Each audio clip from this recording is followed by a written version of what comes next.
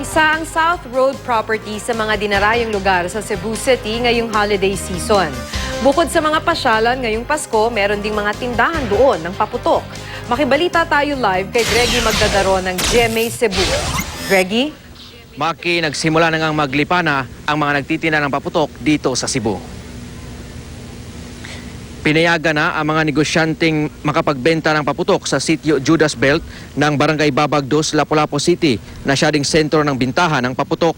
Pero ayon sa mga otoridad, kinakailangang sumunod sila sa mga hinihinging requirement at di sumuway sa mga ipinagbabawal tulad na lamang ng paninigarilyo at pagtesting ng paputok malapit sa lugar. Dapat din may nakahandang drum sa tubig sa bawat stall bilang pagtugon sakaling magkaroon ng sunog.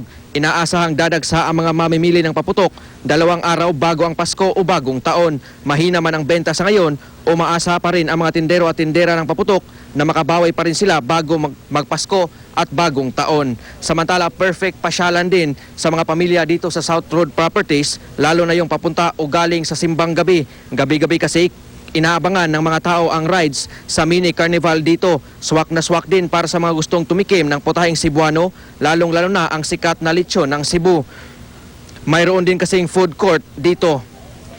Maki, maya-maya lang ay inaasahang dadami na ang tao dito, lalo na pag dumilim na dahil dinadayo din ang kanilang napakagandang mga Christmas display dito. Samantala, mga otoridad naman ay mahigpit ang monitoring sa mga nagtitinda ng paputok dito sa South Road Properties. At yan muna ang latest mula rito sa Cebu City. Greggy Magdadaro, Nagbabalita, Pilipinas.